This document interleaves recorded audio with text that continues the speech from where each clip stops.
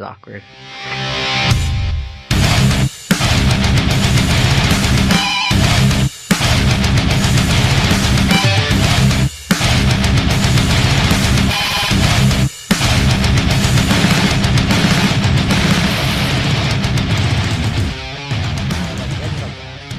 What's up? This is awesome.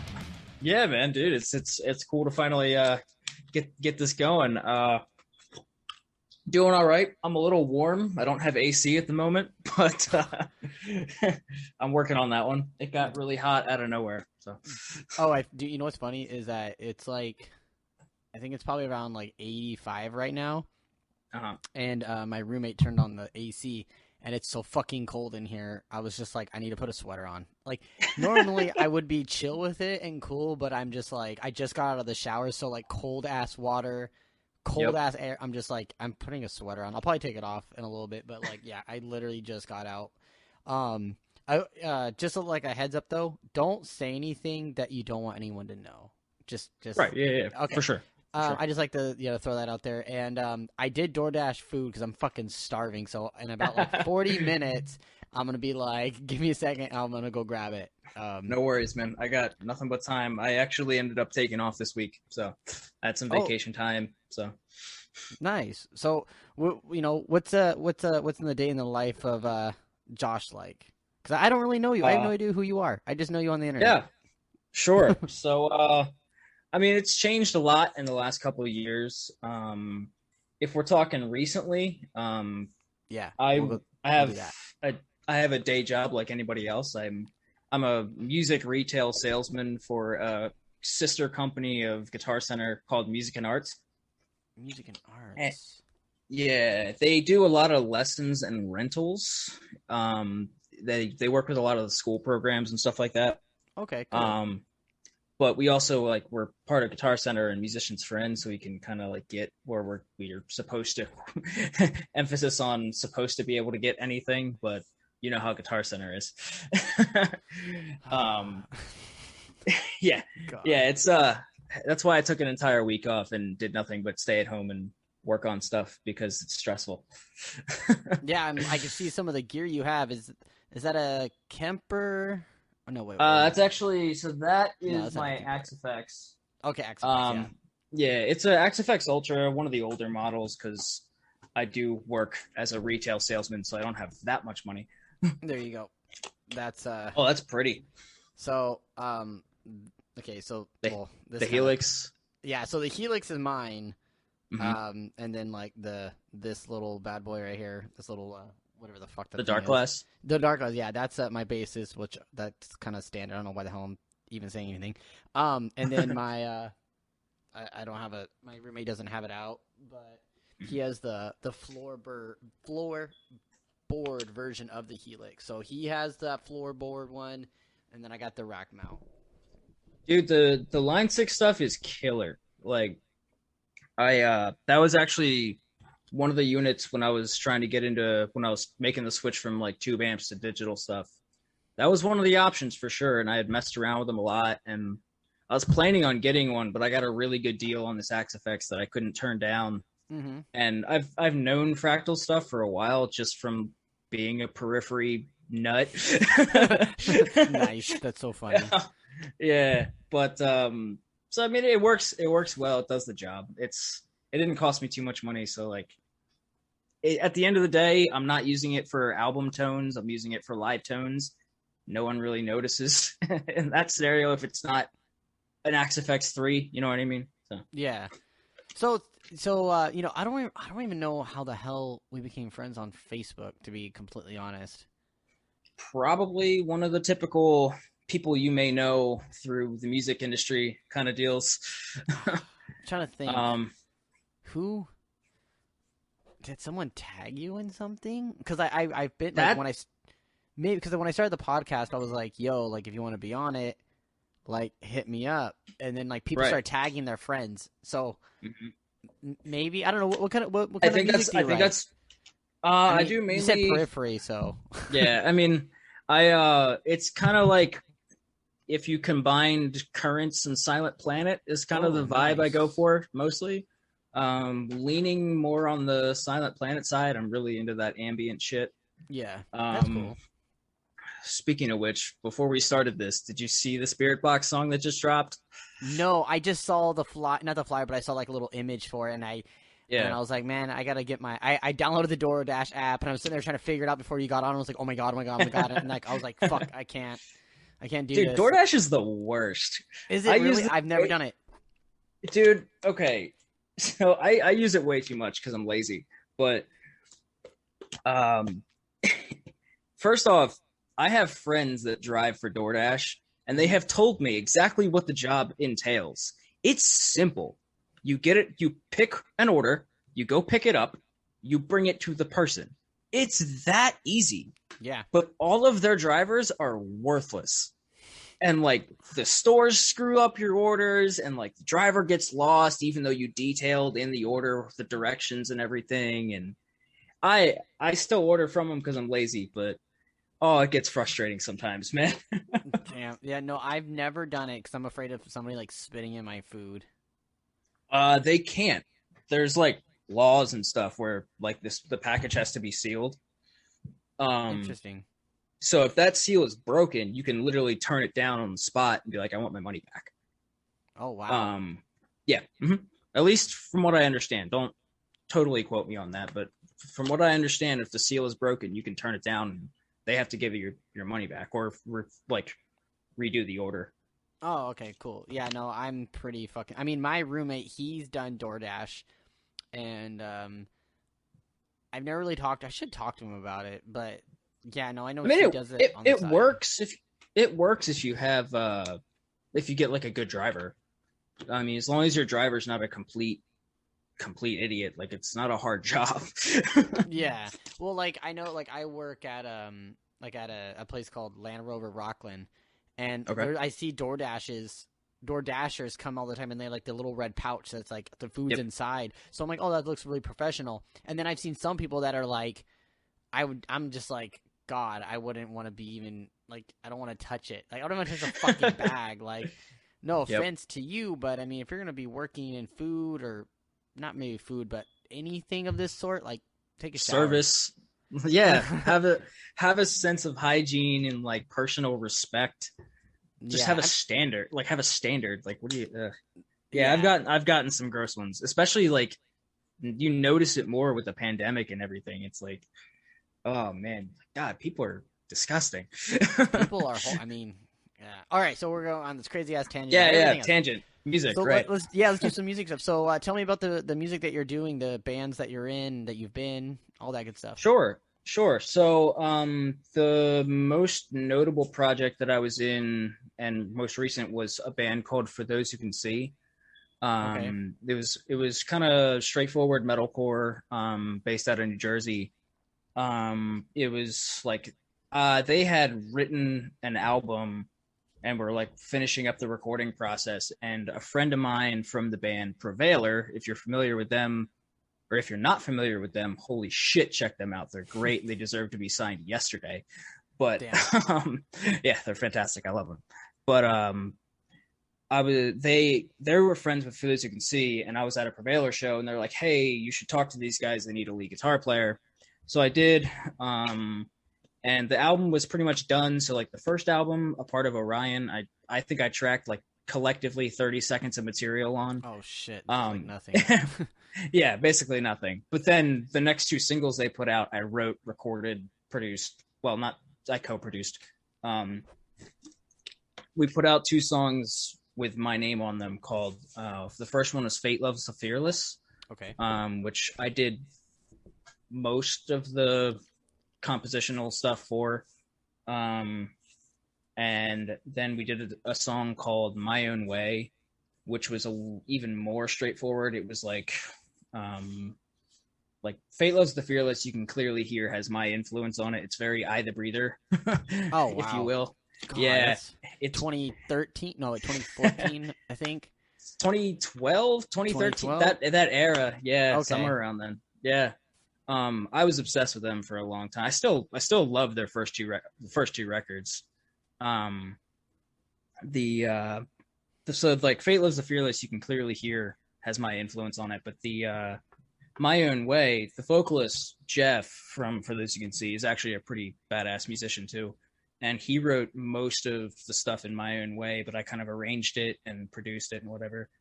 And that ended up coming out pretty good. But just for my personal, like how things were going with my career and my artistic expression and whatnot, I had to move on pretty early in mid to early 2020, I'd say. Okay. And I had a bunch of material that I had started working on, kind of like solo stuff. I had gotten kind of frustrated with being in a band in general as it goes. And I have like a studio set up here. So I was like, I can record and produce all of my own material and just put it out and get a vocalist on it and be set. It'll be fine. That's basically what I've been trying to do. I put out one song in August of 2020 called Path of the Mind. It's under my name. It's like a 2.5 minute instrumental track that's like very melodic. It's very simple. It's not complicated. But I've got a track that I just finished doing everything for, like getting everything ready for as far as recording and writing and stuff, called I'm not going to say too much because I'm hoping to release it sometime in the next month and a half. Oh, nice. Yeah, it's a new project. Actually, the vocalist of Prevailer and I are working on it, and it's killer. The song itself, like I wrote a song that I was pretty happy with, and it was like written as you do. You like, as you grow as a songwriter, you start writing for a vocalist. You don't just write riffs, you write for a vocalist. That's what I was trying to do, because I can do vocals, but I'm not a great vocalist. So I'd much rather leave that. Like I'd much rather leave that to somebody who has their sound and has their, their style. I'm a guitar player. Like, end of the day, I'm a guitar player. And so Frank, his sound, his style, his lyrics, they fit perfectly into the sound that I was going for, which is like that Silent Planet currency kind of vibe. Okay. Yeah. And so I wrote the song, recorded it, and then I'm good friends with the current drummer of Spirit Box. Nice. Zev. Zev. Yeah, he lives in Philly. He's from Philly, and we knew each other before he was in Spirit Box. Wait. Do you know? Do you know Eternal Frequency? Yes, I actually did a setup on their bass player's bass. I think that's why I know. I think that's why we became friends, because that's Tyler, right? Yeah, that's Tyler's band. Yeah. Mm-hmm. Yeah, no. I only know Tyler. I don't know anyone else from the band, but I know Tyler because I used to work at a store in Pennsylvania, part of Music and Arts, and I would just do setups that I still do at my current store in Delaware, but like I'll do like guitar setups and stuff just because like I can. Yeah. Why not? And he came in looking for a setup on a bass, and he brought in like a 5-string Warwick, and I was like, yeah, hell yeah, I'd love to work on this thing. A Warlock or Warwick? Warwick. Is it which I think it's a Corvette. It might have been a Thumb. I'll look it up. I'm just trying to think about what it looks like, because I used to have a Warlock fucking the BC Rich. Yeah, that's what I used to have. Because Warwick is the brand. Killer basses, not really my taste normally, but they're really, really good instruments. As long as we're talking about the same person here. Yeah. Because there's like an Eternal Frequency and an Eternal like something else. No, this is it. This one. It's blurry. I can't see it. Yeah, but fuck, goddamn it. It's all good. No worry. Yeah. But I don't know if you can see that. Oh yeah. I got you. Mm-hmm. Yeah, no, they're great instruments. That's how I met Tyler. So yeah. Yeah. Tyler, Travis. Yes. Mm-hmm. Yeah. Yep. Okay. I know Cool dude. Emil, the Okay. singer. That's who I know. And Gotcha. yeah, but I've known. Okay, sorry, but I think that's how we became. I think that's how, well, I don't know. I'm assuming that's how we ended up. It could be. It's very possible. Yeah. I get lost in social media sometimes. It's just so consuming. There's too much going on. Anyway, It's sorry. a wreck. So continue forward. Oh, So all good, man. yeah. So yeah, we I had Zev actually because I program drums, I write drums and stuff like that, but it's much better always to have a real drummer just put his flavor on there, especially when you have a high caliber drummer like Zev. When this comes out, if anyone doesn't know who I'm talking about Zev Rose, freaking 20-year-old kid from Philly who is now in Spirit Box. It's insane. And he does session work, and he has affordable rates, and he's the homie. And I was like, yo, can you do drums for this? And he's like, yeah. And I was like, cool. And they were first, like, I didn't even ask for edits. They were perfect. I was like, I love it. Like, it's great. And then sent that off to the guy that mixes my stuff. His name's Ryan Worth. He produces and writes and plays guitar in a band called Aphasia. They're kind of a mix between Invent, Animate, and Era. Oh, interesting. Okay. They actually just got signed to Blood Blast, I think it's called. What the never they're heard like of a Blood Blast. they're like part of Nuclear Blast. They're like partnership with Nuclear Blast, and okay. Yeah, like that. Ryan's the homie. He hooks it up with everything, and his mixes are massive. So that's cool. He mixed it, and then I went to another studio to have Frank and I do vocals because so Frank did like the main screams and everything, but I did some harmonies and some layered screams and stuff. And then the song's done. I just got to make content for it, like music video, playthrough, promo stuff, basically. And that's my goal for the next month, is to get that done and then get it released and get the project off the ground. So are you gonna shoot your own like video for it, or are you gonna pay someone to have them do it? Yeah, I've got a buddy. His name's Eric Parker. He has a photography, videography business called Seventh Side Productions. Another Philly guy. I actually met him when I was in, for those who can see, he was shooting live footage and promo pics for us, and just absolutely the most humble, generous mountain of a man you'll ever meet. He's like 6'5" or something ridiculous. Holy shit. Sounds like a roommate. But he's like 6'2" and he's fucking yoked because he like weightlifts and shit. Just crazy big dude. But like would never hurt a fly. It's insane. But yeah, no, and he was putting out really high content before 2020, but all of like 2020, do you know who Eric DiCarlo is? Square Up Studios, sound familiar? It does not. He does a lot of videos in the scene. He does like pro videos, like touring bands, as well as like local projects and stuff. Yeah. And my old band actually did a video with him, but Eric Parker has been like shadowing and working with Eric DiCarlo for a while now, and his videos are like almost on the same level. Okay. And I'm doing a video with Eric Parker, and I'm very excited. We're probably going to go out and shoot in like this old abandoned like bomb bunker. It's ridiculous. That sounds so cool. Dude, he sent me pictures of like, cause he went out to check it out, and he sent me pictures of it, and I was like, yo, like we have to shoot there. Like, that's fucking terrifying, but I want it.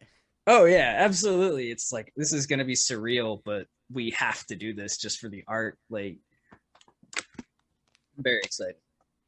So yeah, oh, sorry, go for it. No, I was just saying that's scheduled for this coming month. So. Okay, cool. Yeah, no, we were doing some scouting for because we're hopefully going to be putting out a new single with new members first or last Friday of June. That's what we're aiming for. So we've been kind of like scouting for like good music video spots, and we found one that was fucking so terrifying, but like badass. It was like this building that was like a circle, right? And then in the inside of it was hollow, like you could see the sky and shit. And it's like pretty big. Like it was a good like I'd say like 60-foot in diameter, you know, or maybe like 100-foot diameter circle. You know, it's pretty big. Yeah. And almost like a silo, kind of. No. It's a building. It was like it was actually an asylum hospital kind of thing. Yeah. All right. And like we because we typed in like places in because we're only like an hour away from San Fran, so we were like abandoned buildings in fucking San Francisco or Oakland, and that was like one of them that came up, and like it was like a paradise for photographers and like all these people. So we were like, fuck it, let's go film a video. So like we go there, and like it's on Treasure Island. So we go up to Treasure Island, and we're like, it's like, dude, it's like hella sketch. Like you're going up the fucking mountainside, going around, like, and I'm like, and I was with our bass player Austin, and I was like, Austin, I think there's supposed to be a building here, and he's like, yeah, I think so too. It was just gone, like nothing, dude. They leveled it, like they leveled half the island. Yikes! Yeah, so oh my god. Yeah, so all now, that. Yeah, exactly. So we were like, kind of like, we're kind of like thinking, where the fuck are we gonna film this thing? So now we're like, you know what, we're gonna do a different idea for the video. That way, like our not our script, but I guess like our footage or our B-roll, our takes. Okay, our takes are gonna be specific to the atmosphere and surroundings that we're gonna be in. So it's all about literally finding the perfect spot to make sure we could line up everything and it makes sense. Because when we did our very first music video ever, we had all these ideas that we wanted to do, and then we ended up just playing in front of my sister's barn out in the country because we didn't know what else to fucking do. Gotcha. That's I mean everyone's got to have one of those, I think, right? Yeah, dude. We have 4 music videos. We have the first one we did was with we were all wearing flannels like dorks in front of a fucking barn. The second one we did was we played a Halloween show, and we had them just film the set like with the crowd. Those are sick though. Yeah, that one was fun, but like it was really shitty though, because like all the things that like happened throughout the set, they literally like kept just reusing footage and just like re-brought it up throughout the song. And I was like, man, there was like, we did a full like 40 fucking minute set. How the hell do you only have like 15 like angles? Yeah, that's a little sus. Yeah, and then the third one we actually went to a place, like it's an abandoned building in Sacramento. And like, okay, so I don't know what to call this, because people said like, they're like, oh yeah, it was a juvenile hall that was like abandoned. And then other people are like, oh no, it's a military bunker. Oh no, it's a fucking like, it was like part of like old hospital setup. I don't know what the fuck it was. All I know is that it's fucking creepy as shit. And there are fucking bunkers out there. So it could be both. It's across the street from a Air Force base and military spot. Yeah. So it could be attached to it. Anyways, yeah, it could have honestly, like, if you heard both of those things, it sounds like it almost could have been like part of a base that was turned into an asylum or something like that. Yeah, I mean, it wasn't like, I wouldn't say an asylum, but more of just like a, I don't know, it kind of looks like a fucking jail cell too from some fucking angles. Like it's a weird fucking spot. That's all I know. And gotcha. Yeah, those are the best ones though. Yeah, they bring out the vibes. Yeah, well, okay, here's the crazy part. So when we were there, we had our friend Anthony with us, and we were like, yo, dude, like, you know, so you come up to this fucking gate, right? Okay, so you go out this road, and you just go in the fucking middle of nowhere, and then it turns into a dirt road. Mm-hmm. And then you make a left, and you go, like, up, like, some cement a little bit. I'd say about, like, 10 yards. And then it's fenced, but it has, like, spikes and shit all over it. And then, like, you have to walk, like, a quarter mile to the actual facility, and it's just surrounded by barbed wire fence and like these giant like steel beams that have like thorns sticking out all over the fucking place. So you can't crawl over it. You have to like So you have to like literally like crawl under these fucking yellow bars, and it's hella sketch because we're like trying to move gear there. And oh my gosh, yeah. Yeah, so we get there and we're, it's like shattered glass everywhere, fucking needles from whoever was there, like even bullet fucking shells and shit. Sure. And when we told our friend Anthony, yo, Anthony, like peek out this window and watch the van. And he's like, okay, cool. So he's like, do I watch your van or the other van? And I was like, what other fucking van? And there was another fucking van just chilling there, dude. The entire time we were there, dude, there was a black van just chilling there watching us the whole fucking time. Yeah. Jesus Christ. It was just weird. I wonder if there's like some sort of security or something. Like, I mean, no one stopped us. And like eventually though, like some other kids showed up. There's like 3 kids that showed up to do some photos and stuff. And I was like, all right, that's cool. Like, let's watch them too. Cause I don't want to get fucking robbed because literally a couple days prior, my friend Noah went out to go check out the spot and take some photos with his friends. He was out there for not even 20 minutes, walked back out to his car. His tires were all slashed. Yikes. So I got up and fucking drove him there. Because he got an Uber ride home. And then I picked him up in the morning and drove him there, and like they shattered his fucking windows and shit. That's clown shit, man. Yeah, that's ridiculous. And I'm like, fuck. And I was like, are we really filming this fucking video here? Yeah. But yeah, we did. And then the last one we did in our garage. And it's crazy because if you look at it, you can't even tell. Fucking doesn't even like with lighting and everything. Yeah. Well, what it was is we had this really cool idea. Because we have like this fan, like in the center of the roof of our garage, we have like one of those fucking fans that spin, and it's pretty wide, so it has like a lot of light that comes straight down. And then we actually, before we filmed that music video, right before we filmed the music video, I was setting up our garage for a Halloween house show. It's a festival. We call Titan Fest because the band's called The Last Titan. So we started this festival, blah blah blah. So we used some of the stuff that was already put up like in the room as like a backdrop, but like we had no lights on or anything. We just used the natural light from the ceiling, and oh my god, we were vaping in there so much to create smoke because we didn't have a smoke machine. Holy fuck, dude, we were all dying because we're all like and me, I've never smoked I've never used a vape pen, so I don't know how to do any of that. So I'm like dying. So he has to cut the audio out like so hard, and they're like laughing because I'm just choking, just like fucking. Oh my god, it was so funny, dude. That sounds like some of the shows my old band played. We would if we would play shows with like the homies, they would all vape and stuff, and like if it was like a dark stage but didn't have any like lighting or anything, they were all like side stage blowing their vape on our pedals and shit. It was amazing. That's so fun. Oh, I miss shows. I miss it so bad. What was the last one that you saw, and when was the last one you played? Oh God, probably the same day. Saw and played. It was. We were playing at Halftime's bar and sports venue, bar and music venue. I think it's called sports bar and music venue. I think it's called Halftime's. It's in Newark, Delaware.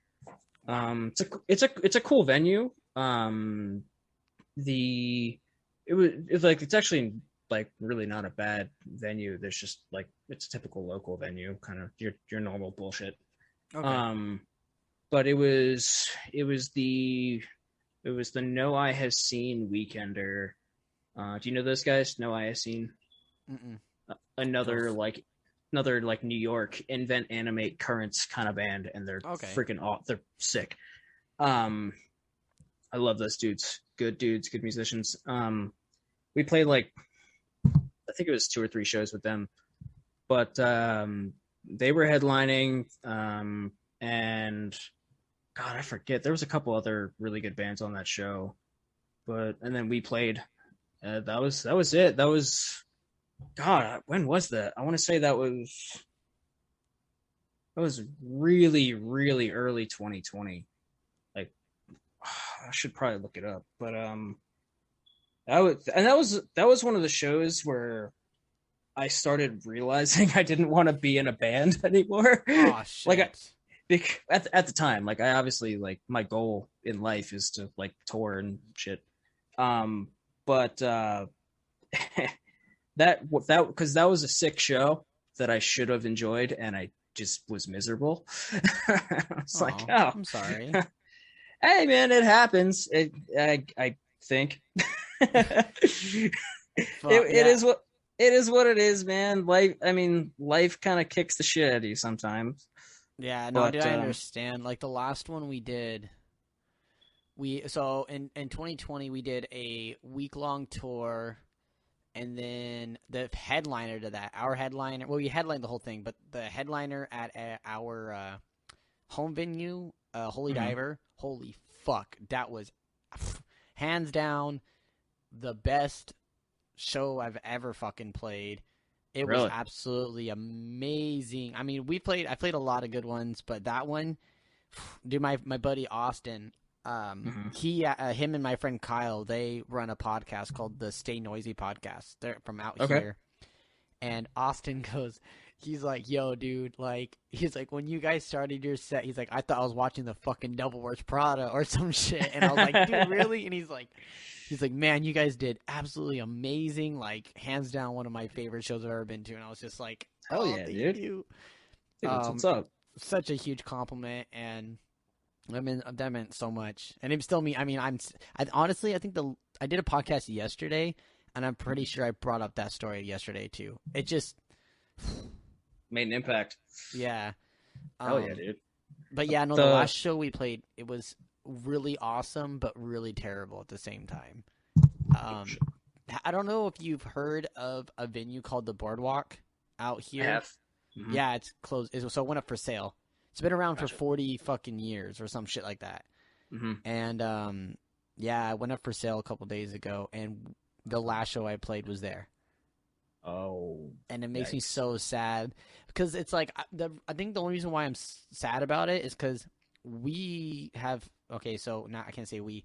I've seen people talk about it being sold and becoming a gas station, and I was like, "Fuck, that's stupid.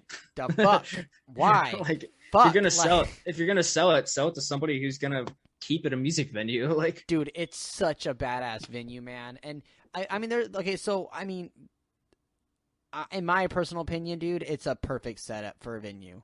Like, legit, dude, because the way that they have it set up is you walk in, and so this venue is deep. It's fucking deep, you know. It's not so super, super wide, but it's fucking deep, and the capacity is 450. Okay. And like that's what the little says. It says max 450 on it or whatever. Anyways, so when you walk in, it's like you walk in and to your left there's like a fucking bar that's like pretty fucking far, and then it kind of like does like this L shape into like an extra like bar length, and then that whole right, like, so if you're looking at if you're standing in the doorway, you're looking right.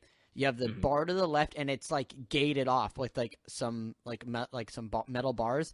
And that way, like, people could sit there and drink, and the stage is literally right there to the left of them. So they just face the stage, and it's fucking right there. And then in the center, in the center, it's fucking open, like fucking 25 feet of like open space, all open. You know, it's like just for pits. 100 feet dip, 100 feet deep, all the way to the stage, 25 feet wide.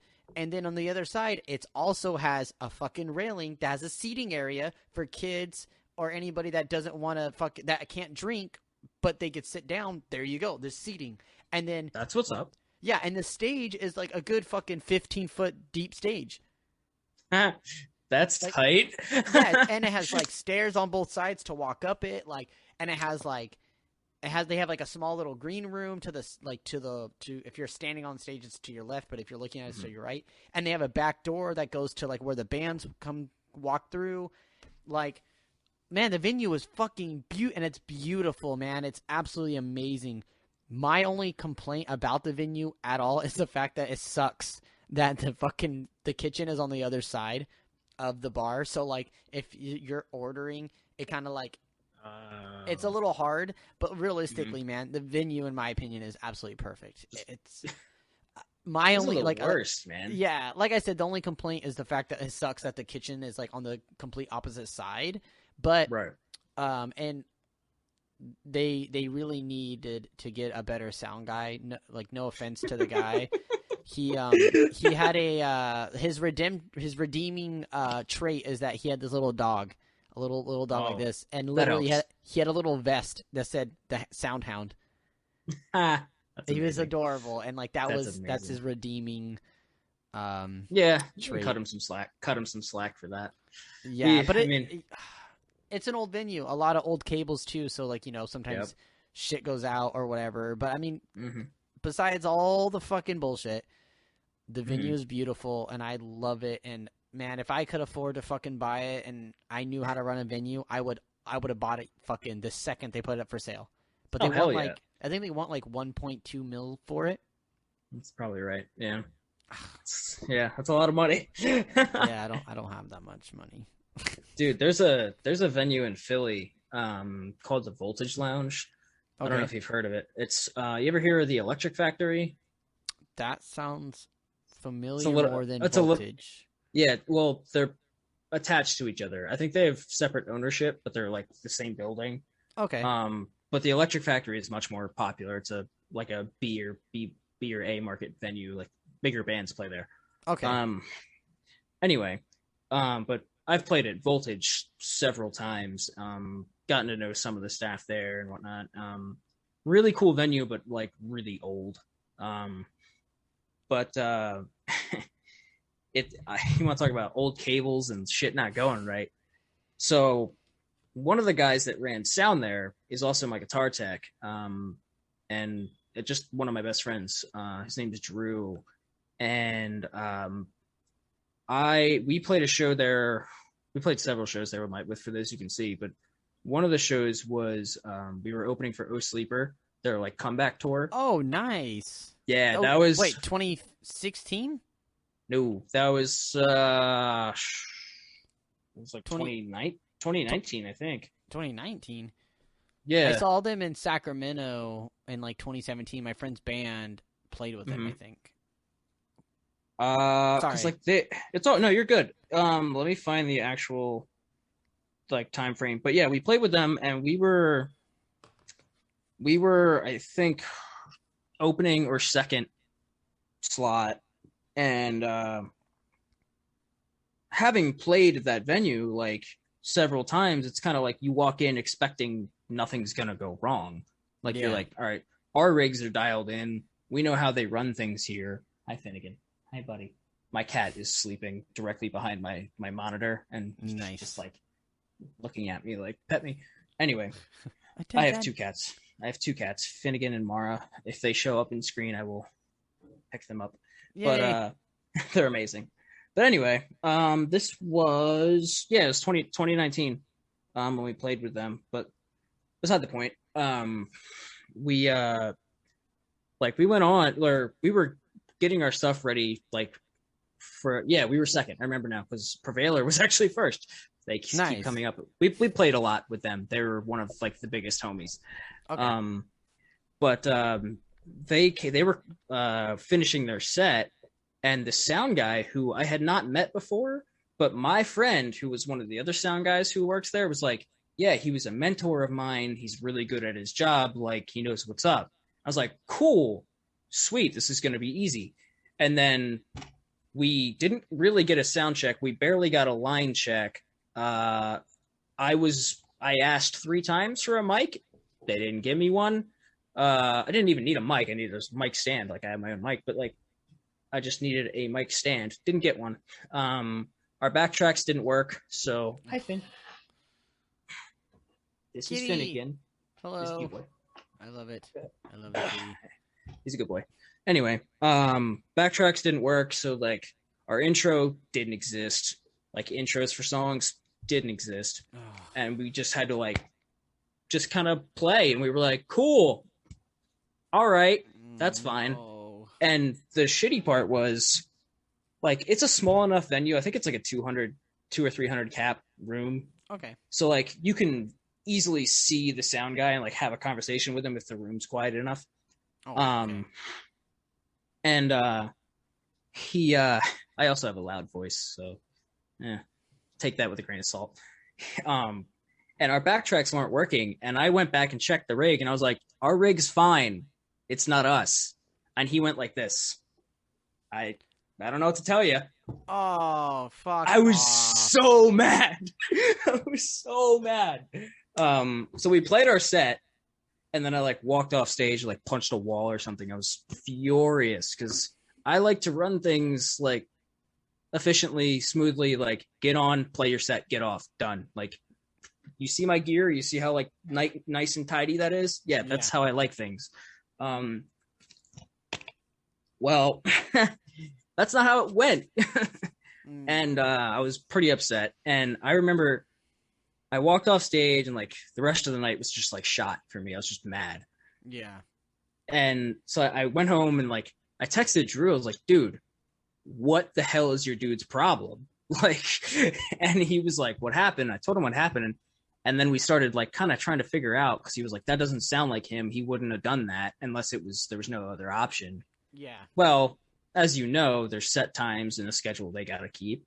And, well, the touring package, the sound guy for the touring package, I'm not going to tell you who he was, but he was a member of one of the bands, not O Sleeper.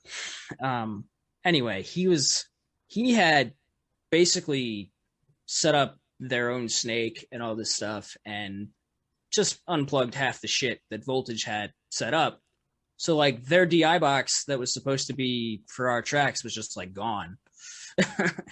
And all this other crap was just like unplugged and not routed right. And they obviously, because of time constraints, they couldn't go through and diagnose where in the chain things went wrong. Yeah. So we just got screwed, which sucked, but it's like, hey, it still wasn't a bad show. But like we played fine, but dude, that's nature of the beast, I guess. You win some, you lose some, right? Yeah, that doesn't really sound like a venue problem though. It sounds like a fucking asshole problem. Right. Oh yeah, for sure. Oh. That's like what I'm trying to say is like, oh, 1 second. Wait. Oh, food. Do what you gotta do, man. Yeah.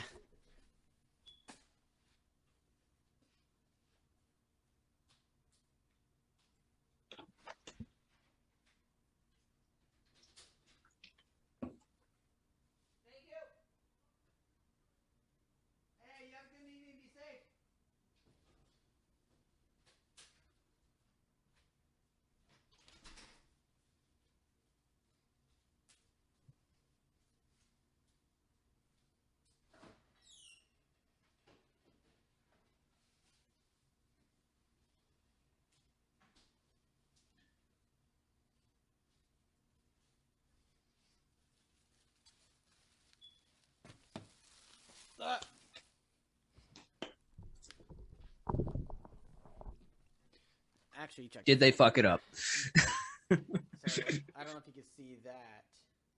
That's the other pedal board. Oh, the Helix? That's it. I didn't realize that's where you had it. And that is there you go. Giant, that's all of our board games, card games, and all that good stuff. Oh, that's sick. Right here. Have you ever heard of this game? That's, I think it looks familiar. I'm not huge into games or anything like that. But oh, okay. I just break guitars. We are huge into board games and all that good shit, but that's what's up. He brought me my food, and I'm very much. Dude, my hair is getting fucking everywhere. I know the feeling. It's like tend to keep mine up. I only let my. What's that? Sorry. You can keep going though. I was just saying I only let my hair down when I play shows now, which is never. So. Yeah, I'm going on. It'll be 2 years in August of me growing my hair out. There you go. I think mine was similar until I got this cut. Like, I need to trim it up, but I have like the whole side shave deal with the man bun and everything. But yeah, it's I like it. It's pretty comfortable. It's a little bit more annoying to maintain than just not cutting your hair, but it's not too bad. Dude, Okay. What'd you get? It's called Kiki's chicken. Okay. There you go. Okay. Mango habanero sauce with boneless wings. Okay. And I don't know if you're into spicy stuff of that nope. sort. I am the biggest bitch when it comes to spicy stuff. Okay. I am 28 years old. I did not get into spicy food until I'd say 2018. Yes.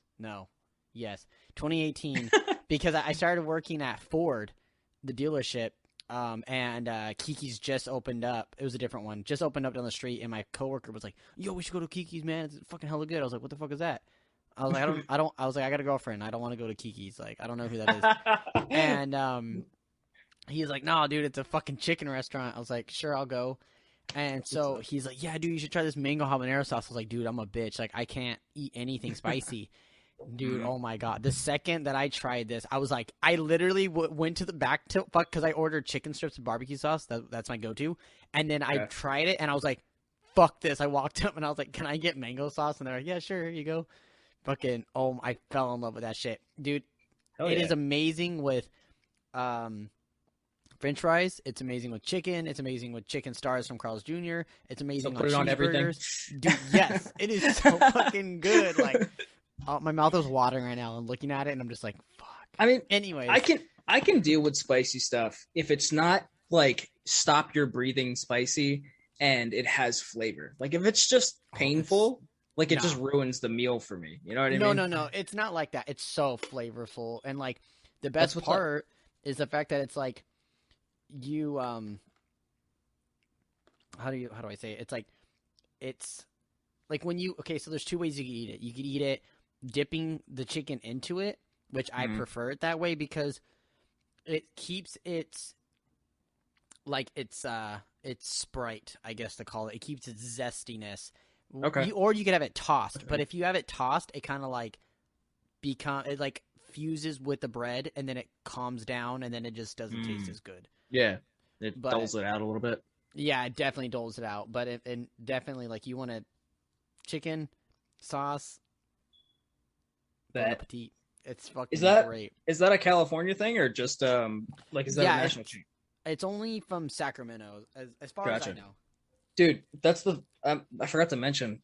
I completely forgot we were on opposite sides of the country. I actually didn't know. I thought you were in like PA or something. Okay. I didn't realize you were in Cali. So when you said 7:00 and I didn't get a link at 7:00, I was so confused. Wow. I was like, oh, there's a 3-hour time difference. Oh, I'm an idiot. No, it's totally not your fault. I should have thought of that. But I was like, oh my God. No wonder his 7:00 is not my 7:00. Yeah, it's like I have 9 or 10. It's 10:00 when we started. It's like 11 now, but I don't sleep, so it's fine. Yeah, I'm usually passed out, dude, by like 10:30. I'm like out, lights out. Hey man, get your sleep in, man. It's healthy. I should sleep more, but I don't. Yeah, you got so my friend Kevin, he moved to North Carolina. Okay. Well, that's where he's originally from. Then he moved to California and for some girl years ago. That didn't work out. Anyways, moved back to North Carolina. So he's always sending me like snaps and stuff of like these different kind of drinks they have, and I'm like, what the fuck is this? What is that? So now I'm sending him snaps, and there's a new one. I don't know if you're a fan of Mountain Dew, but they have a new one called Frostbite. Yeah, I've heard of it. It's so fucking good, dude. Like I gotta try it. It's good. Like I all last year, I practically quit drinking Mountain Dew. Like I just probably a good decision. Yeah, literally the 12-pack that I have in my fridge is the first 12-pack I've bought in over a year, in like a year and a half at least. I don't know why. I just stopped. I was just like, I'm done. Like, I mean, it's awful for you. So it's delicious and it makes you feel nice, but it's downright cancer. Yeah, well, I can't drink a regular Mountain Dew anymore. That shit's fucking nasty. But yeah, like, see, I have a problem with this stuff. Every day, dude. Every morning, Dude. bro, I get a Red Bull, a peach flavored Red Bull, or I'll get a fruit punch or Pacific Punch Monster. Yep. Or I'll get a sour green apple Rockstar. Ooh. Okay. And I was never into the Rockstars. I don't know. Couldn't get into them. See, I don't like regular Rockstar. That tastes like fucking horse piss or something. I don't know. Yeah, it's gross. Can you not break my everything, Finn? Please don't break everything. Okay. Sorry, my cat's walking all over my desk. No, you're good. I don't. Sadly, I had to leave I have a little 2-pound Yorkie Pomeranian mix, but when I moved into my house, I couldn't bring him here because it was going to cost like an arm and a fucking leg. Right. And I tried to get him as an emotional support animal, but I didn't qualify because I'm not messed up enough, I guess. Well, like, cool. Give it a couple of years, it'll happen. Yeah, it's like, oh, dude, this guy, Ryan Brown, went and murdered 19 fucking people.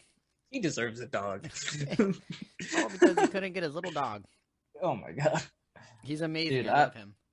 I kind of lucked out. I recently moved. I was living in a apartment complex that was pet friendly, but like it was like overall just bad. And my uncle's friend was like renting a room out of his place, and he has a farm. So big change. I went from an apartment in like near Wilmington, Delaware, to a farm in the middle of nowhere in Maryland. Is that where you're at now? Yeah. That's why my internet's so shitty, because I have to use my a separate device to get like USB tethering hotspot. I can't actually get Comcast or Verizon or anything out here. I tried. It's shot. But it's okay because it works. Dude, okay. I feel you. And I'll explain why. Okay. Sorry, the spiciness of this habanero is like making my nose fucking hella runny. Yep. It's delicious. Anyways, so 1997, my parents decide, hey, your older sister is super into horses. Let's move in the middle of fucking nowhere in the Central Valley of California. Yep. Okay. So here I am, 5 years old. So from 5 to 18 years old, I lived in the middle of nowhere in the country. Grew up. Yep. My internet was so bad. I couldn't even so this is really funny to bring up, but like my mom's first internet not provider, but like whole thing was MSN. I don't know if you know what that is. Yeah. Mm-hmm. Yeah. So my mom still has her fucking email. I think it's like makeforfarm@sbcglobal.net or some shit. Yep. And I'm thinking about it and I'm like, holy fuck. Like that was not in the 90s when we had that. And the internet was like 1 megabyte a second. Maybe.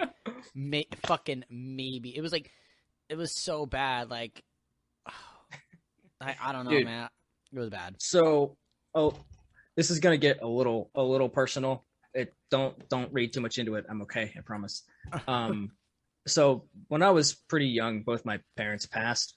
It sucked, but that's not the point of the story.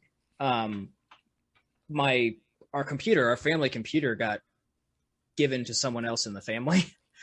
And I remember like 6 or 7 years later, maybe more than that, maybe like 10 years later, they still had that computer.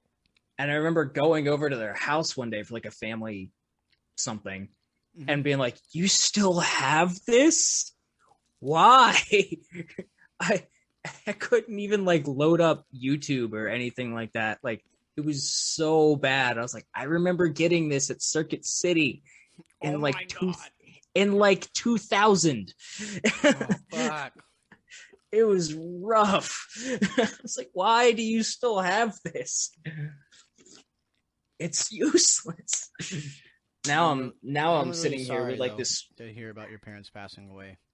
Well, I appreciate that, man. It's it was tough, and it's, you know, tough way to grow up really fast, but makes you a good musician, kind of.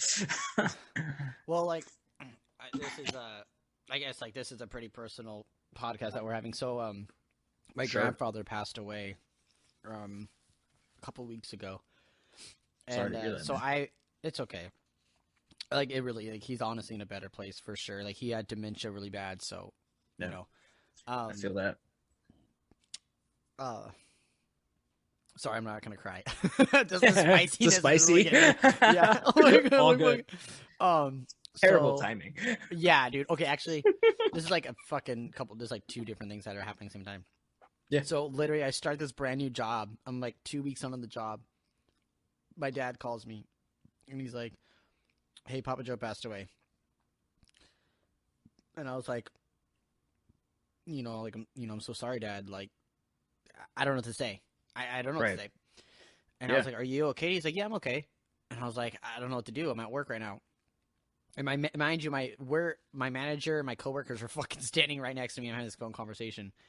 Mm-hmm. And I start hearing my dad's words tremble. Mm. And he's like, "I'm okay," you know. And he's like trying to like stay strong. Sure. Fuck, dude. As soon as like I heard him whimper a little bit, oh my God, I fucking lost it. Yeah. And like, okay, so like I moved away from my parents. I'm about 2 hours away from them, and I don't really get to see them all that much. But yeah, man, like when that night I had this fucking dream that my dad he died, and he was like dismembered, and I'm like fucking yeah, dude, and like I'm carrying his body around, and my mom's like, yeah, like I'm like I'm like attached to it, and like I remember telling, like, in my dream, I told my mom, my mom's like, why are you dragging him around like that? Like, I don't understand. I was like, because I could talk to him. And she's like, what do you mean you could talk to him? I was like, I could talk to him, like, Dad could hear me. And I remember telling her, or no, and then in my fucking dream, my dad, I could hear my dad in my dream, and I could see him, like, his ghost part of him, and he's like, oh, look at my fucking body, where's my legs? And he's like making jokes of himself being dead. And that's just how that's just how he is. Dream logic. Yeah, exactly, right. And then and then like my mom's like, I don't know why you care now. It's not like you were around when he was alive. And I fucking lost it, dude. Like, my girlfriend woke me up because I was crying so hard in my fucking sleep that I woke her up, and she woke me up. Oh my God, it was so bad. And so, like, I've just had this, like, guilt consciousness of, like, I don't see my parents enough, you know? So, like... Dude, I feel that. Yeah, and so, like, with you, you know, you losing your parents, I really feel bad because it's, like, I'm not ready for that to happen, and it happened to you, and it's I'm so sorry. Hey, man, it's never too late, right? Well, it's never too late until it is too late, but it's not too late. Yeah. You still got time. You're good. Yeah, I know. I mean, I call them every single fucking day, though. But I told them about this dream the next morning, and my fucking dad was laughing because he was like, "Oh, I would fucking say something about that." He's like, "Why am I decapitated?" I was like, "I don't fucking know, man." Oh, man. Jesus Christ. But well, anyway. Yeah. Sorry, that got super. No, you're good, dude. It's all good. It's your podcast.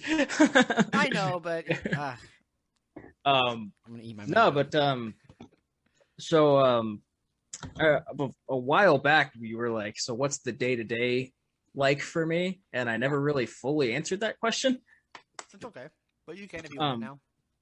Well, just to kind of get into it a little bit, like I said, I work for Music and Arts and I sell things, but generally, I mean, within the recent months, I've been trying to like get back into shape because I was an athlete growing up, and like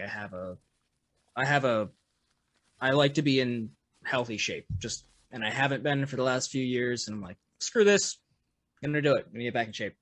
So I've been trying to like run and do yoga and work out a little bit, and whatnot, just basic stuff. I'm not trying to get jacked or anything because who wants that life? No one in 2021. It's all about dad bods. Yeah, right. Yeah. I just want to be athletic and like lean. That's all I really Just feel want. good about yourself. Yeah, you know? exactly. I don't want to feel like I'm like unhealthy. Makes So sense. working on that. And then I mean I try to take, because music and arts kind of sells pretty low end stuff because it's geared towards like the beginner or student kind of deal. So like the guitars that are there are pretty shit, and I've got a bunch of really nice ones. So I usually tend to try to take my guitar to work whenever there's downtime and practice and stuff like that. And then if when I come home, I'm either writing or practicing or whatever. I've been doing a lot of the. You ever hear of Riff Hard? Riff hard? Mm-hmm. No. It's a. Do you know the band Monuments? Oh yeah. With John Brown. So John Brown is all about like crazy rhythm playing, and like obviously he's a beast. He's one of my biggest influences, that's for sure. Yeah, definitely. And he started a website company deal kind of thing called Riff Hard.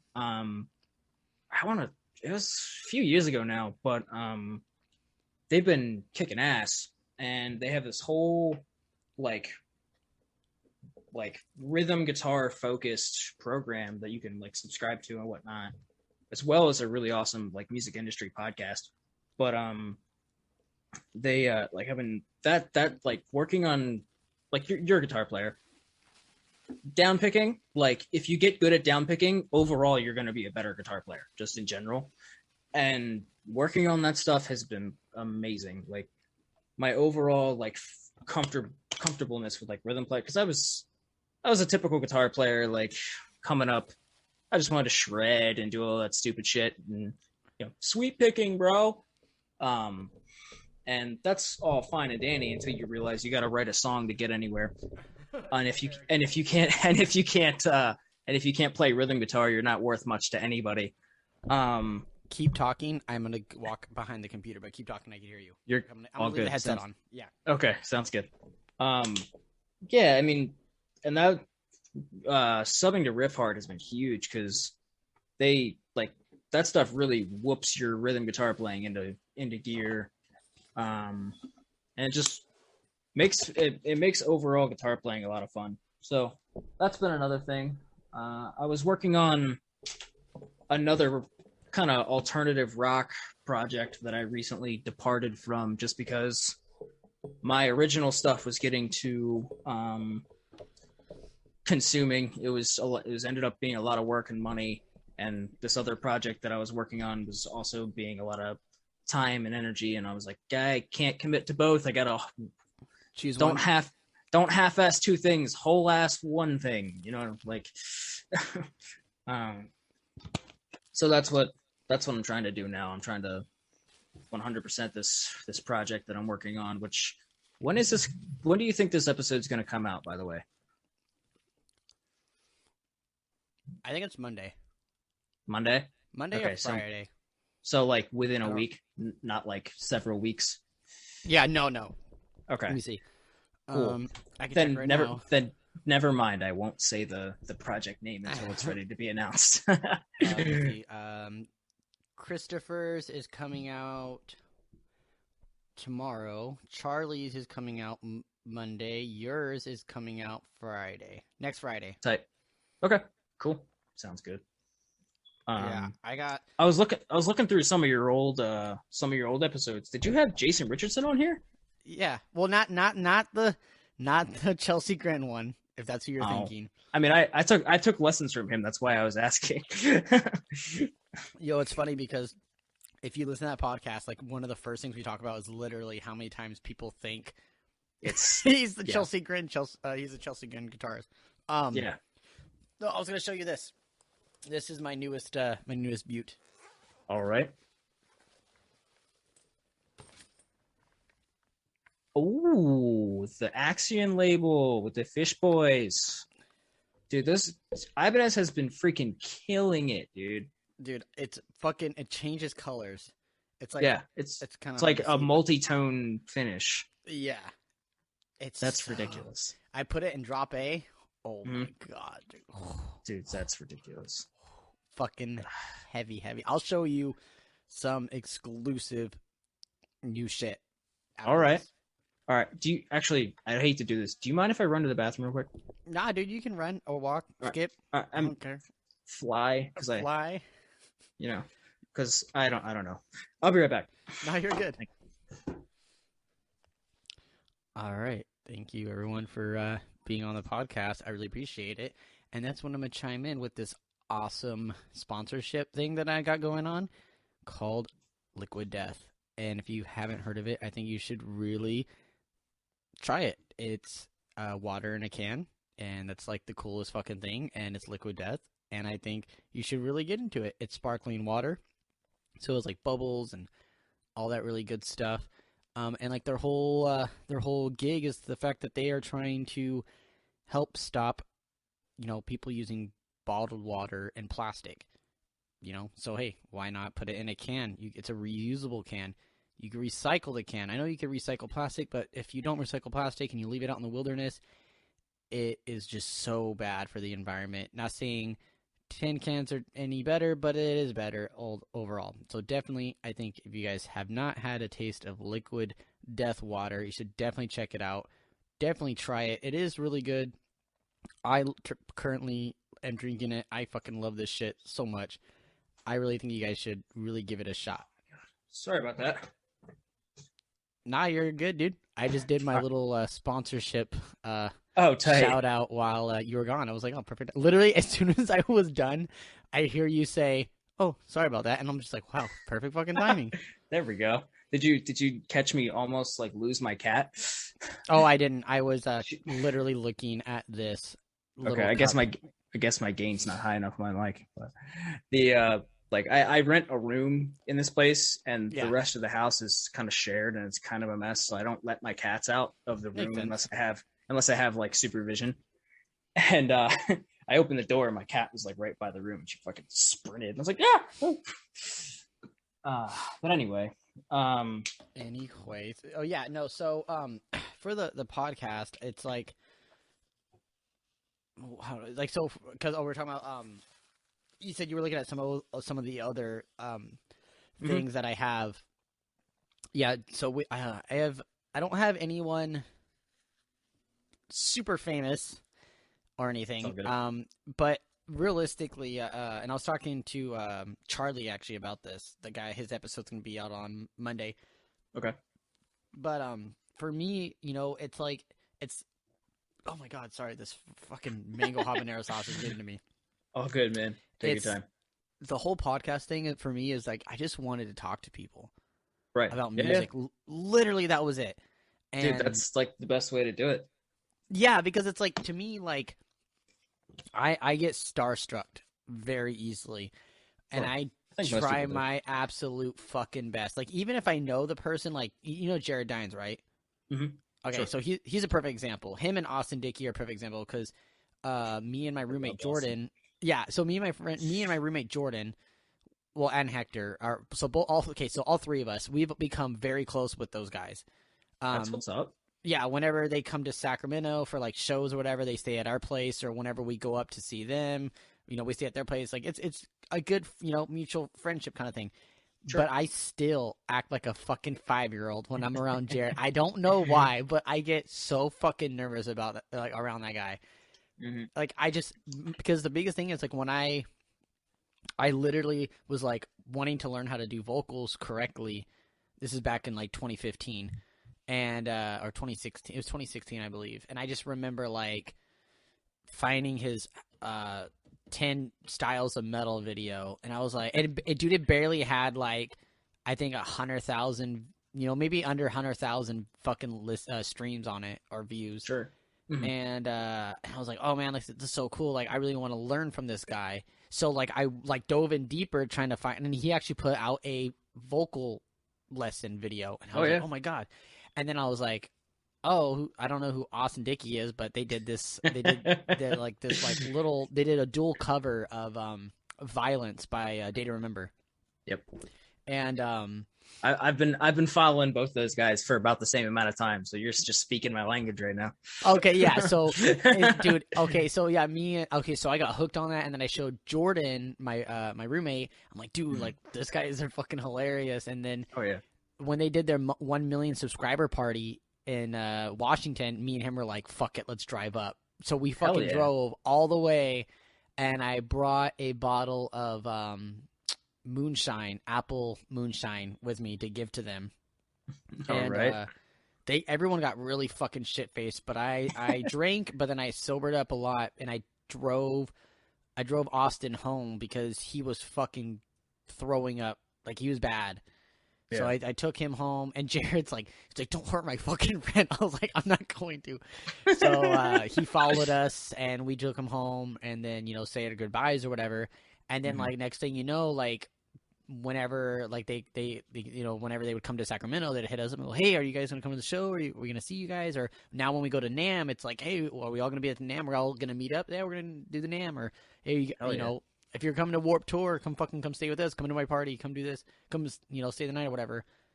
But like I said, I still get fucking starstruck. Like I have this like too much of like this respect thing for this guy of like, dude, you helped me do something that I was trying to learn how to do. Like it's a little bit beyond like a friendship thing. It's like I still want to just shake your hand in one like a like thank you kind of way. I'm so fucking weird. No, I totally get that, man. I think a lot of just musicians in general have similar situations. I know I certainly have. I mean, fucking when I was like, go for it. As most musicians, you know, or most people who like music, you go to shows all the time, and you meet people, you meet musicians, you meet artists, and like, I've definitely had my fair share of moments where I'm like, oh, I wish I could do that over again because that was cringy as fuck. I remember, I think it was like 6 years ago, I was at a ABR show, and like, I love that band. Who doesn't fucking love that band?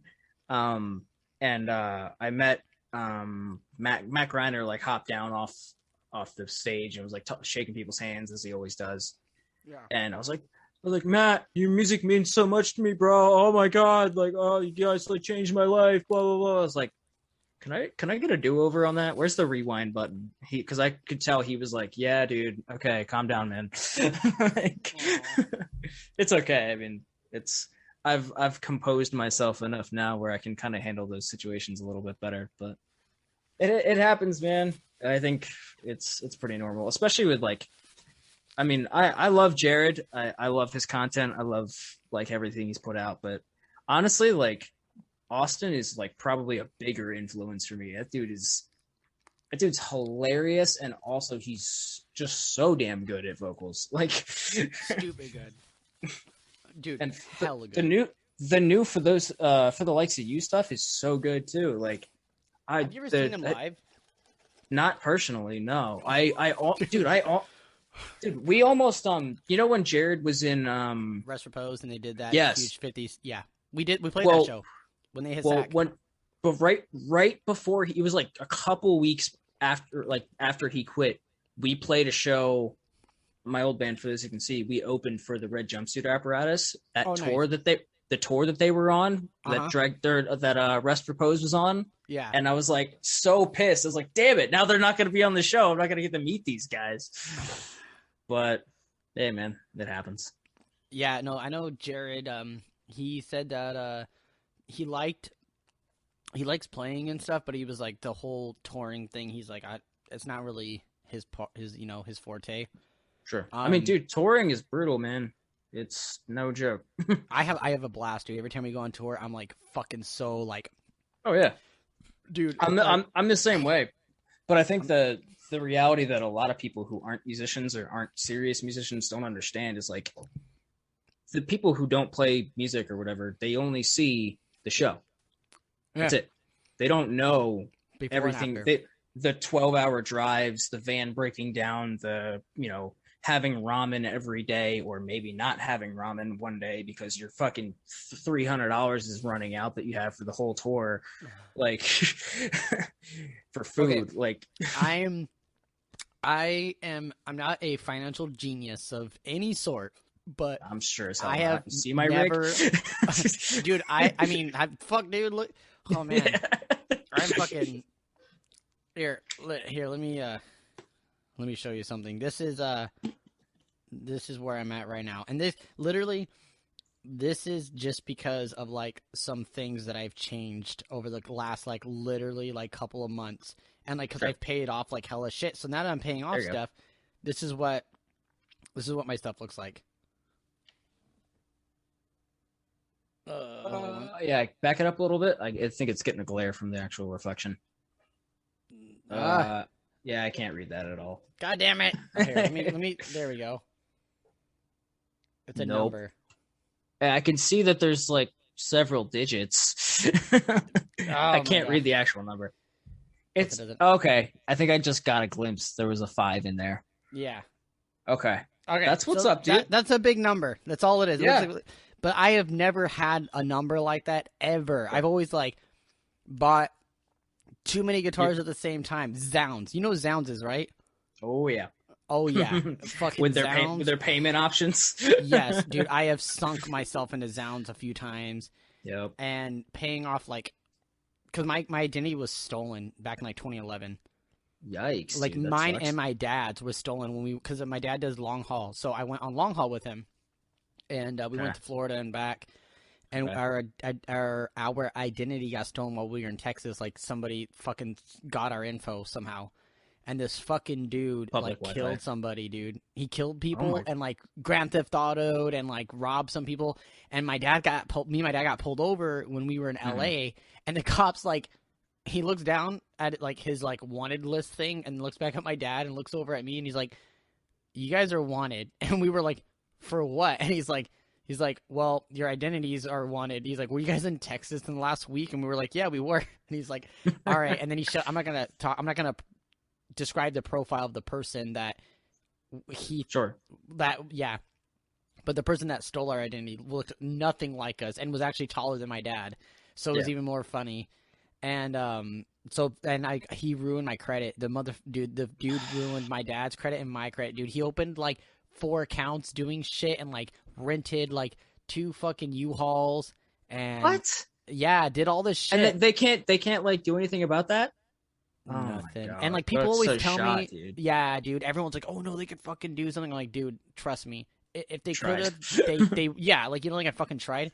So this year, I finally hit a 700 credit score, and holy hell fuck, yeah, dude. Yeah, dude, this is a grind, bro. Like, oh yeah, that's what's up. I mean, dude, one of the biggest things that I've learned, and my credit is shot as fuck. So like, this is just me trying to get there. But one of the things I've learned from all of my friends that do big things and whatnot, they're like, "Yeah, dude, if your credit's not good, like, you're gonna struggle for a while." Like. Here I go, 9. This is 10 years later, and I'm finally going up. I mean, I will say back in 2017, I started getting a rise on like getting everything kind of better. But like, if you ever need any tips, I'll definitely help you with like some strategies and shit. Tight. Yeah, it's like, and like I tell people this all the time. They're like, "Oh man, I wish that would happen to me because like my credit is terrible." And I was like, dude, like having no credit is better than having a fucking destroyed credit, because that's like someone not trusting you before they meet you, and then they meet you and they automatically go, "Oh yeah, I don't trust you." It's like, why? Oh, because of this shit that I heard that's not true. Right. Yeah. It's like, exactly. Oh man, it's exact. Like that's I guess you're, that's a really you're good shot analogy. From the start. Yeah. Yeah. Yeah. No, I get that.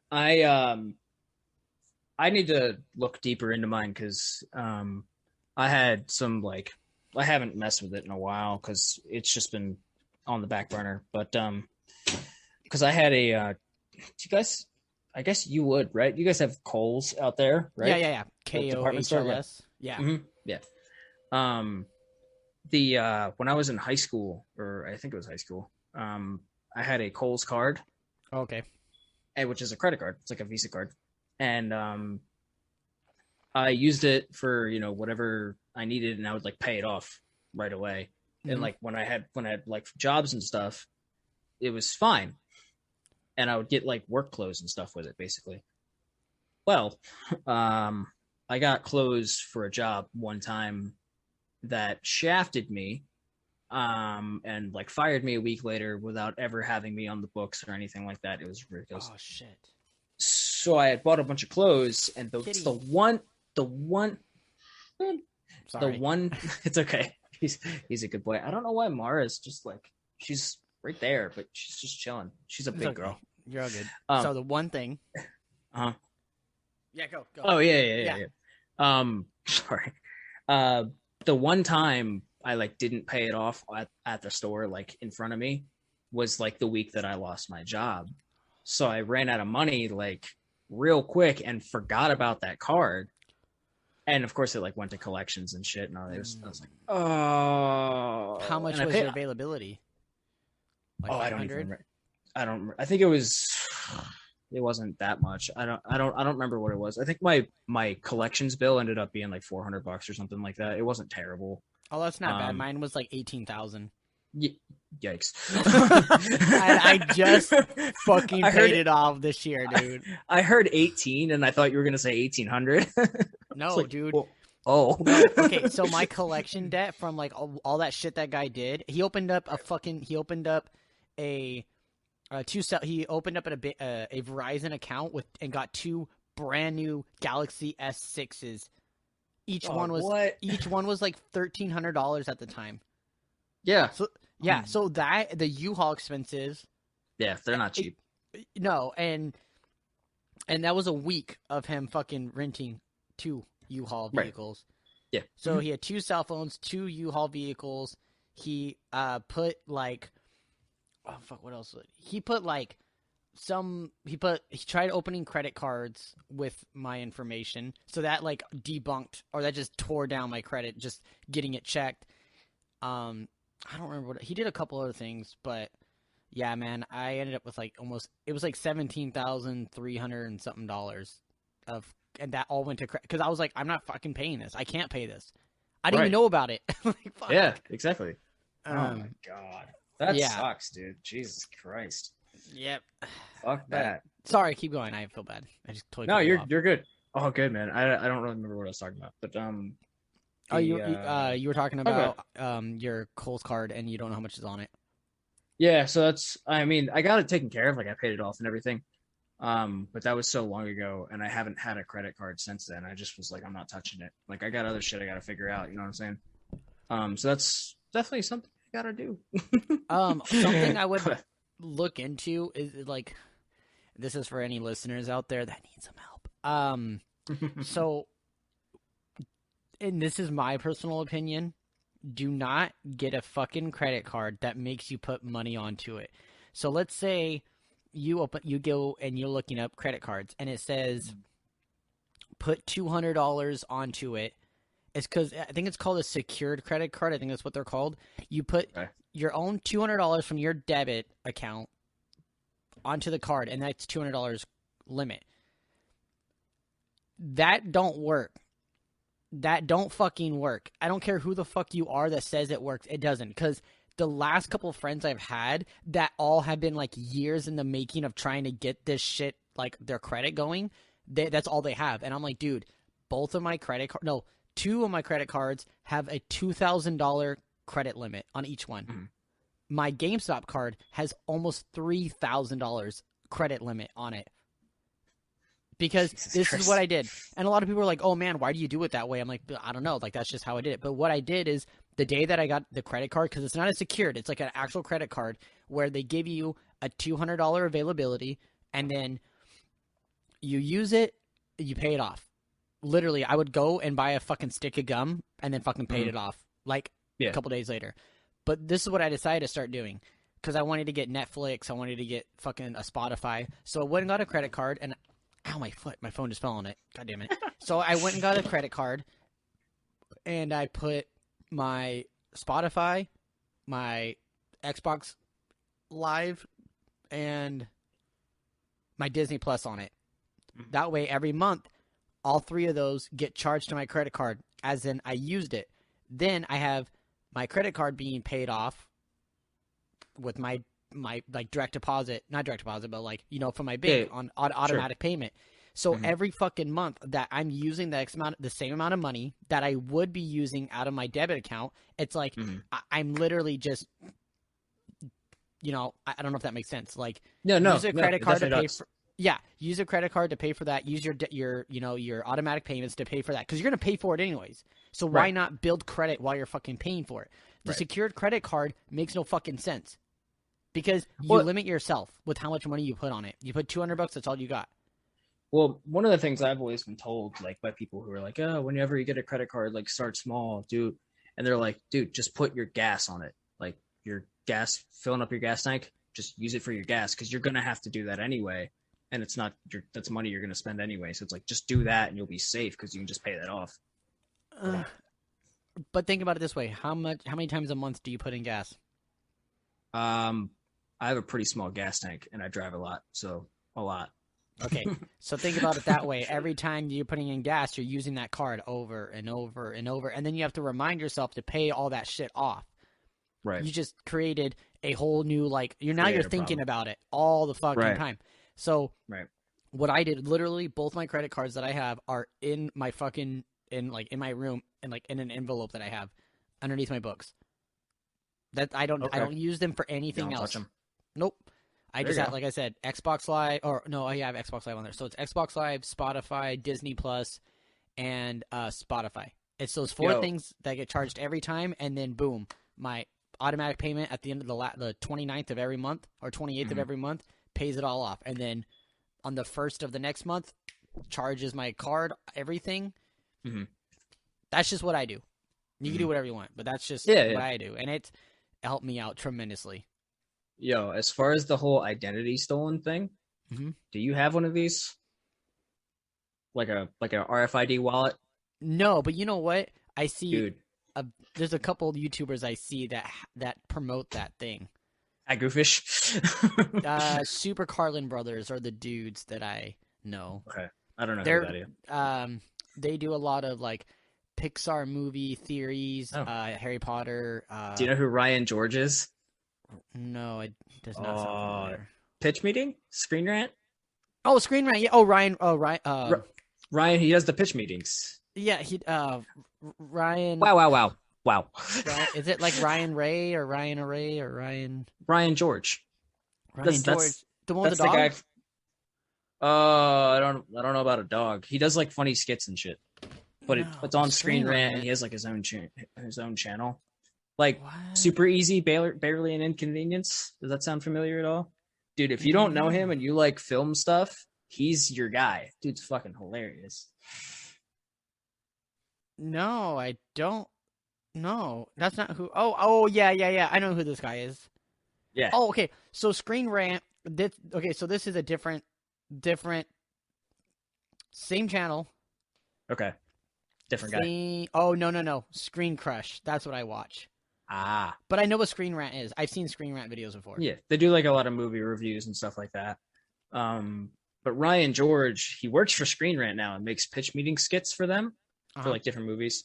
But he also has his own channel, which is fucking hilarious. But the pitch meetings are where I found him, and he's absolutely hilarious. I love his stuff.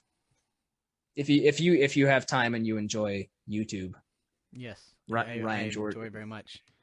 All right, so YouTube's fantastic. Before I let you go, though, because I think this is the longest episode I have. I think. Besides, I think with my drummer, I think we went on for almost 2 hours. I don't remember, but I feel like this one's going on pretty long, and I could talk for fucking ever. But I wanted to show you some stuff anyways after the podcast, and I know it's like 11:30 there now. I don't care. I have off tomorrow, so I don't, sadly. But I have to drive to LA tomorrow after work. That sounds fun. So, I'm not sure if you've even listened to any of my podcasts, but something I like to do is ask, what are your top 3 favorite breakdowns ever? Oh, that's a tough one. That's a really tough one. The first one that comes to mind has to be the breakdown at the end of The Writer by Breakdown of Sanity. Okay. Haven't heard it. Boom! Dude, I'd have to listen to it. You got to listen to it because it's the song itself. Like, I love Breakdown of Sanity, but like the song itself is not my favorite song from them. But the breakdown at the end, like, inspired what I go for snare sounds forever. Like, it's got, like, just, it sounds like someone walked into the middle of the Grand Canyon and shot a Desert Eagle. Like, what the fuck? Okay, that sounds cool. High impact, lots of echo. really good breakdown. I like it a lot. What's another one? Oh, there's I forget the song. It's an Invent Animate song. I gotta find it. Shit. Do you listen to Invent? I only do when my bass player plays them. I'm not the biggest fan, but All good. I'm a relatively large fan of them, and there's one song I gotta find this track because it's on Still World. I think it's Celestial Floods. Yeah, so it's either Celestial Floods or Solace, but it's like there's this crazy like build up, and then there's like a break, and then it just hits, and there's like this ambient reverse swell thing in the background, and the guitars are in like drop F, and they're like every time it just gets me, man. I fucking love it. It's That's savage. Amazing. Third. I'll give you a third one. You asked for 3, right? Yeah, 3. Okay, so we got 2. You could always do a throwback if you want. Man,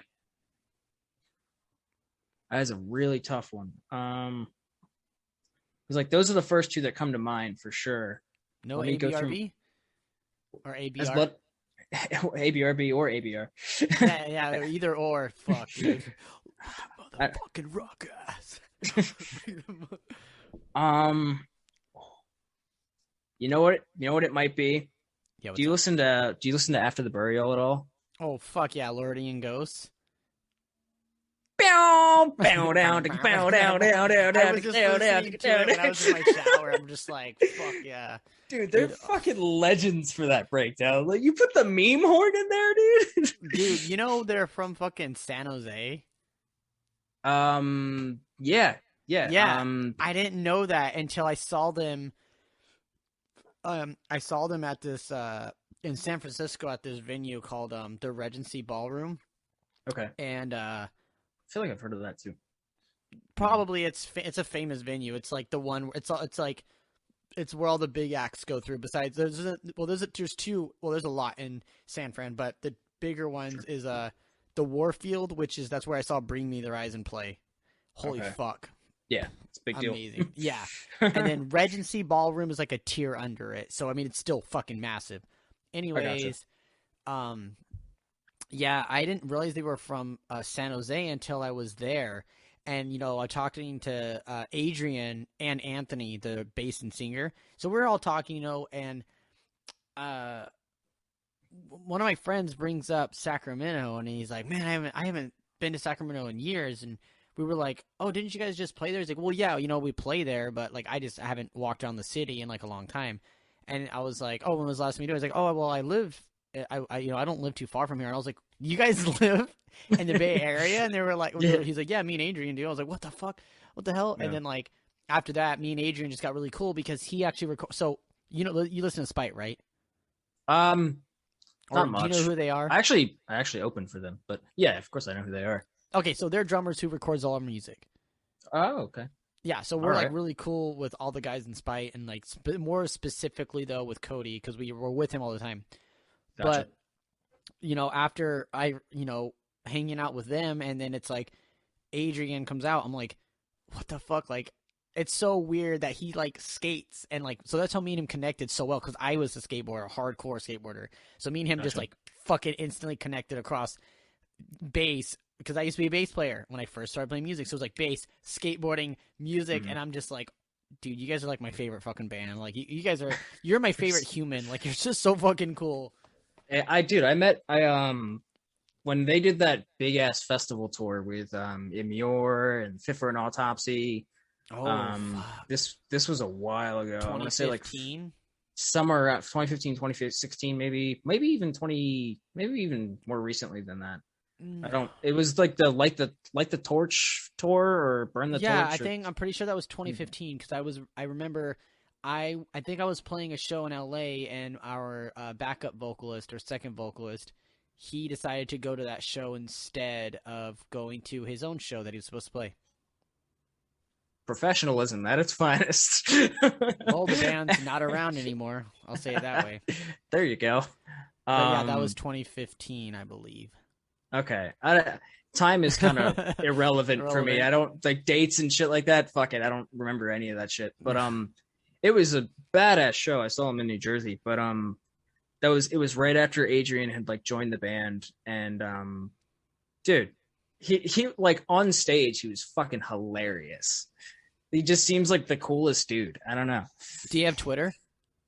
I have one, but I don't use it. Okay, I was gonna say like he's very active on Twitter. So if you ever want to start getting back into Twitter, hit up Adrian, dude. He'll probably add you back and talk to you. He's a genuine fucking dude. Yeah, he seems like a down to earth kind of guy. The whole band kind of does, to be honest. Yeah. Well, sadly, I've only talked to Adrian and Anthony. I've talked to Adrian a fuck ton. Anthony was just the one time at the show. Gotcha. Yeah, Adrian's been at the studio. It's been at the skate park. It's, Twitter, like whatever. Sure. But yeah. So you got your 3 breakdowns. Now, if somebody wanted to find your music, how could they find all the music that you make? Sure. The one project that I've been talking about, it's not announced yet, but it will be announced on my personal page, which is Josh A. Kuhn, if you want to add me on Facebook. Also, I have my like musician pages. So Josh Kuhn Music, Kuhn. You can add that on Facebook, Instagram. If you need like services or anything, because I do like session work, I do ghostwriting, I do drum programming. I'll do some basic engineering and producing and stuff. Anything like that, you can hit my business email, which is joshkuhnmusic@gmail.com. Send me one there. I think you actually have that email. Yeah, I do. Yeah, that's where you can find me. I'm on Spotify as of right now. I have one track out that's under my name. It's Path of the Mind by Josh Kuhn. But I will be, like I said, releasing new music. So if you follow those pages, you will see it. And hey, I don't know if anybody told anybody for the listeners, but post notifications are a thing. Yeah. Turn those on because the algorithm sucks. Very true. I'm also planning on starting to get into TikTok, which I think is also Josh Kuhn Music. I try to make it even across the board. Makes sense. It just makes it easier for people to find me. But I haven't posted anything on there yet. I'm waiting until this project is ready to go and make that part of the marketing plan, as far as like, hey, I make funny things on TikTok where I pretend I know what I'm doing on guitar. So you got to start somewhere. My roommate, he's had some pretty good success on TikTok. I'm pretty sure like all his videos at this point have like over like 50,000 views or some shit. Like every single one of them. He's funny. The TikTok market is like crazy right now. I was hesitant just because like a lot of the shit I was seeing was like cringy or like whatever. But then when it first came out. Yeah, and then I didn't really understand like what it was, I guess. But some of my friends started making TikToks. A perfect example, have you ever heard of the band Enox? I have. Okay. Enox. They're insane. Okay. They're so fucking good. Josh Travis like fucks with them real hard. Like he was like reacting to them on his Twitch stream or whatever, and like that. If you get love from Josh Travis, that's what's up. Nice. But yeah, they're really good, and all of like their bass player was the one that started doing TikTok, and they started blowing up from that. They were already kind of doing well, but then they started blowing up from TikTok. But now every member of the band is on TikTok, and they're all doing really well. And I'm like, okay, so like marketing music on TikTok's a thing. Cool, we're good. Cool. I'll let my bass player do it. I think my bass player is the youngest in the band. I think he's 22. I'm not the oldest, actually. Mm-hmm. I was the oldest for the last like fucking 9 months, or yeah, about 9-10 months. I've been the oldest, and then we I can't say because it'll give it away. We got a member in the band that is older than me. Gotcha. Okay. And I can't say who it is because people already know who he is. People know. Gotcha. He's actually written music for the band before. Oh, okay. So No, it's not John. If anyone's asking, John's not in the band again. That's our old lead guitar player. Gotcha. Okay. He's fucking talking about someone that's good at guitar. That motherfucker, dude. He's stupid good. But anyways, I'm gonna let you go. Don't hang up though, so I could say bye to you properly and all that good stuff. But I really appreciate you being on here. Definitely, man. Thanks for having me. It's a lot of fun actually. I was a little to be honest, I was a little like nervous because I was like, I never met this guy. Like, how's this gonna go? But it was fun, just like talking music, shooting the shit. So yeah, dude. I've had a lot of people like, oh, what's the script? I'm like, there's no script. Like, then what are we gonna talk about? I'm like, dude, I don't know what the fuck you ate for lunch. I don't give a shit. We're just gonna talk, dude. Like, we're just gonna talk, man. Stress.